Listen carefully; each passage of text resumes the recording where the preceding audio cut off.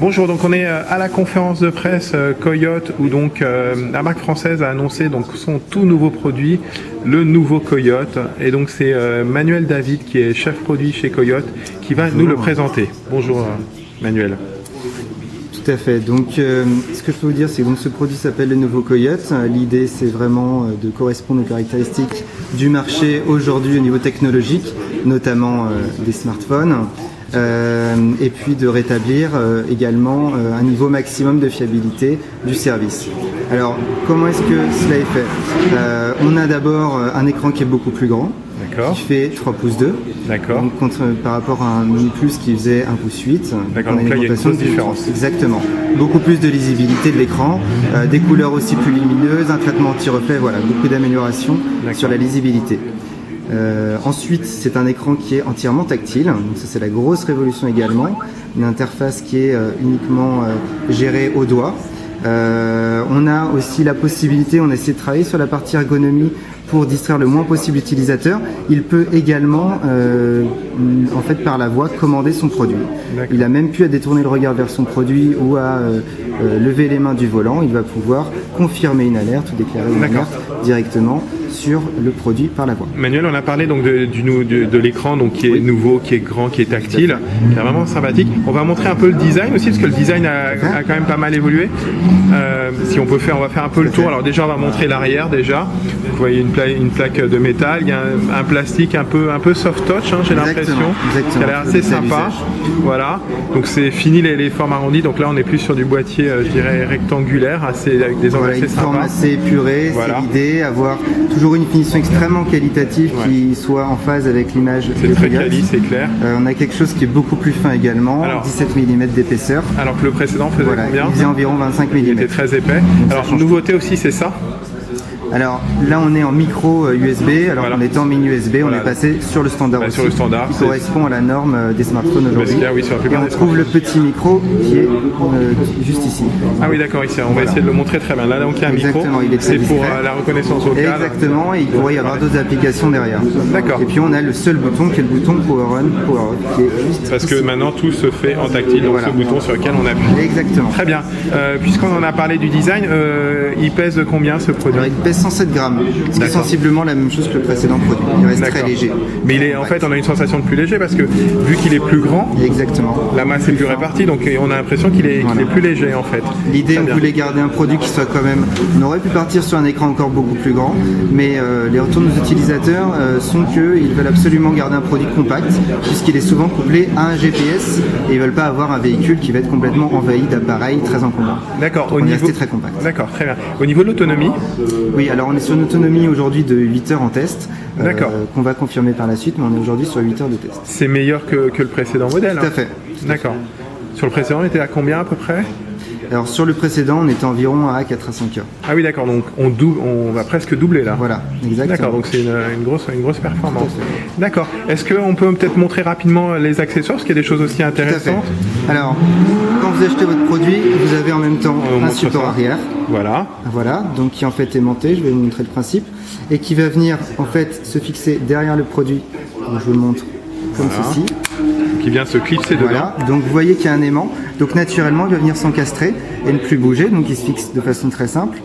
Si vous aviez déjà un Mini Plus, vous avez déjà ce petit aimant qui était collé sur votre tableau de bord. On le refournit à nouveau pour les personnes qui n'ont pas Mini Plus.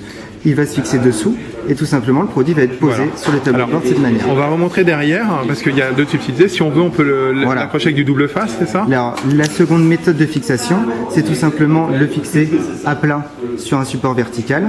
Et donc on va avoir, là c'est un modèle de test, mais on aura un petit sticker 3M qui va se permettre d'être plugué derrière.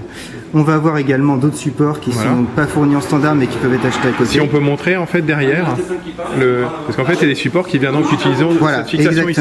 Et ça c'est une fixation qui est standard en fait. C'est une fixation universelle qu'on a voulu la plus standard possible donc pour avoir un maximum d'accessoires.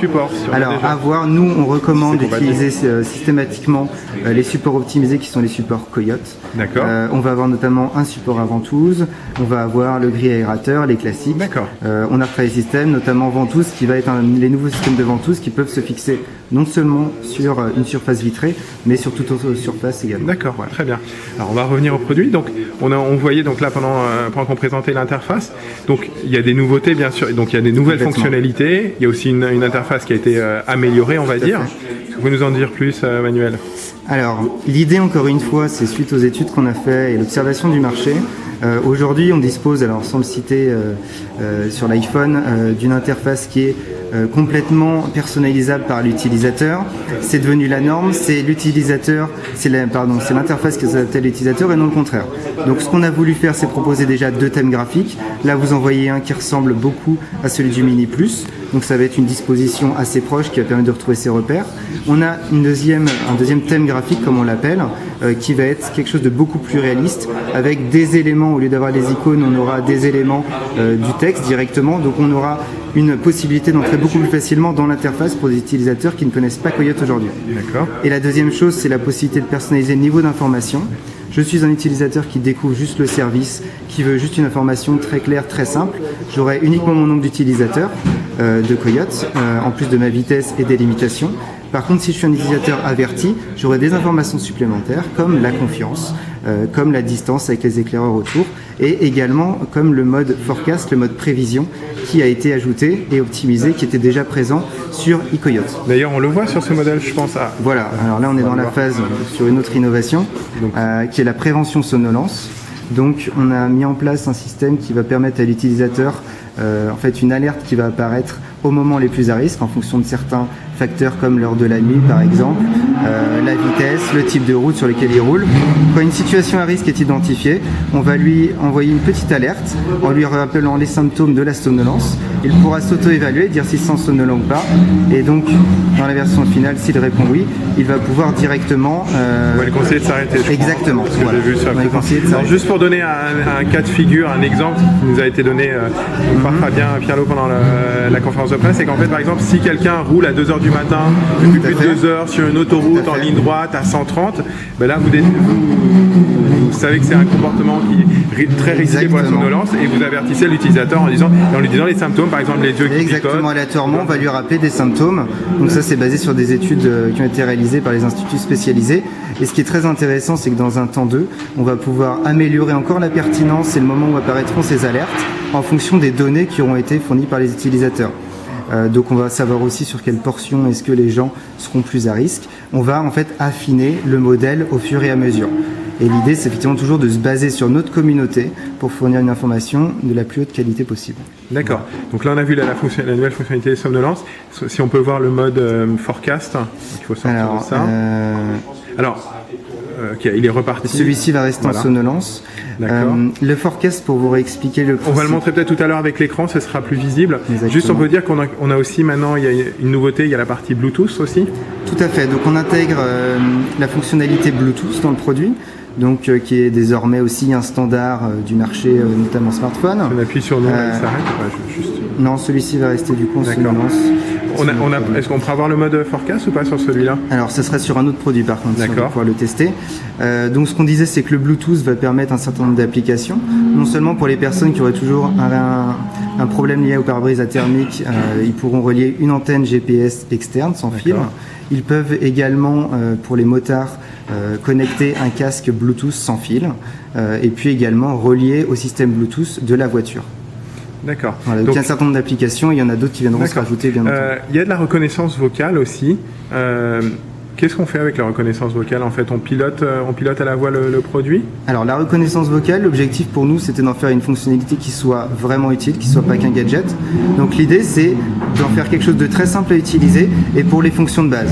Les fonctions de base sur Coyote, c'est confirmer une alerte, déclarer une nouvelle alerte, couper le son. Voilà, donc c'est toutes ces fonctions de base qu'on va intégrer. Il vous suffit de dire oui ou de dire non, au lieu d'appuyer sur oui ou d'appuyer sur non. Et ça marcherait avec une oreillette Bluetooth, on va dire avec un kit main libre Bluetooth? Exactement. D'accord, donc la personne en moto pourra répondre à ces questions.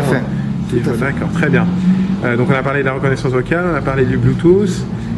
Est-ce qu'il y a d'autres? Alors, ça aurait été bien qu'on monte la fonction bouchon, mais on peut peut-être en parler. Alors, la fonction bouchon, effectivement, on peut en parler.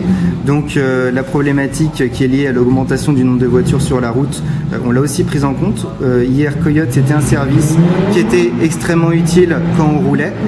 Aujourd'hui, avec le nouveau Coyote, c'est toujours utile quand on roule et en plus, c'est aussi très utile quand on arrive dans un bouchon. puisque on a un mode qui s'appelle le mode bouchon qui va basculer automatiquement quand on détecte que l'utilisateur roule à une vitesse réduite dans un bouchon, et donc va être en mesure de lui indiquer, basé sur les infos de la communauté, le temps qu'il lui reste dans le bouchon. Donc il va pouvoir par exemple appeler son employeur pour lui dire dans 10 minutes je pense être là, basé sur des informations qui sont mises à jour très régulièrement sur la communauté. Et il va pouvoir savoir aussi quelle est la cause de l'incident, et puis il va pouvoir savoir également quelle est la durée et quelle est la distance restante avant la fin de l'embouteillage. D'accord. Voilà. Et tout ça basé sur la communauté. D'accord, très bien. Et vous avez aussi un partenariat avec une société d'autoroute? Tout à fait, APRR. Donc on va pouvoir travailler avec eux sur cette partie partage des informations sur les perturbations. Donc ils sont aussi très intéressés par avoir une remontée très rapide des incidents qui peuvent avoir lieu sur leur trafic, sur leur réseau. Et puis il y a aussi des problématiques liées à la somnolence qui pourront travailler ensemble par la suite. Et vous, par exemple, vous pourrez avoir à l'avance les travaux et indiquer même les limitations de vitesse spécifiques aux travaux? Tout à fait, tout à fait.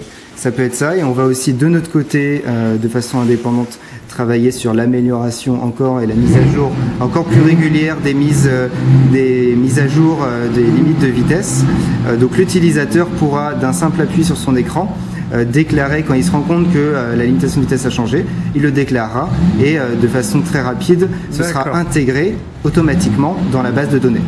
Fabien Pierlot, donc le président de Coyote, a même parlé dans la conférence de presse que le boîtier pourrait même indiquer aux utilisateurs de mettre les warnings par exemple, afin de prévenir les autres utilisateurs. Voilà, tout à fait. Donc ça peut être une alerte. Ça a été à l'étude. Exactement. Mais ça peut être une alerte qui est extrêmement simple, puisqu'on voit par le GPS quand un utilisateur ralentit de façon anormale sur la route. Et donc là, on peut créer automatiquement un risque. On sait qu'il y a un risque de freinage très fort, et on peut en informer les membres de la communauté précédente. D'accord. Ok. Est-ce qu'il y a possibilité de sortir de ce mode ou on est Alors il faut qu'on essaye sur un autre produit, sur celui-ci on va être uniquement en somnolence. Voilà. Donc on va faire une autre petite vidéo tout à l'heure sur le mode forecast. Donc on va juste finir, donc c'est un produit qui va être disponible quand Alors c'est un produit qui va être disponible extrêmement rapidement, qui va être disponible mi-avril. D'accord. Donc chez tous les revendeurs Coyote agréés. D'accord. Et puis voilà, donc il sera disponible très rapidement avec le set d'accessoires, les accessoires qui vont suivre aussi rapidement. Et à quel prix ? Alors l'idée, encore une fois, la politique de Coyote, c'est d'en offrir toujours plus pour le même prix. Donc on va être exactement au même prix qu'au lancement du Mini Coyote Plus, c'est-à-dire 199 €. D'accord, donc ça c'est vraiment... Prix inchangé. Ah oui, ça c'est vraiment une très bonne nouvelle parce que voilà, on a beaucoup plus de choses. Voilà, et puis surtout un nouveau boîtier et c'est au même prix. D'accord. Et donc avec un abonnement à l'année ou... Voilà, on reste sur le même principe d'abonnement qui prix. garantit la qualité et l'engagement des utilisateurs. Donc on reste sur un abonnement qui est de 12 € par mois ou de 144 € par an. D'accord. Et il y a les possibilités aussi de prendre une durée plus courte, d'après ce qu'a dit... Alors sur la partie boîtier, sur la partie e-Coyote, oui, c'est uniquement sur l'application, c'est pour un usage spécifique. Tout à fait. Voilà, c'est moi qui ai compris. D'accord. Très bien. Donc merci beaucoup Manuel pour cette présentation de ce nouveau Coyote. Si vous voulez en savoir plus, je vous invite à nous retrouver sur GPS & Co, www.gpsndco.com. Il y aura un lien direct depuis YouTube vers le site. Et puis n'hésitez pas à vous abonner à notre chaîne YouTube. On a plein de nouvelles vidéos qui arrivent. Merci et à bientôt.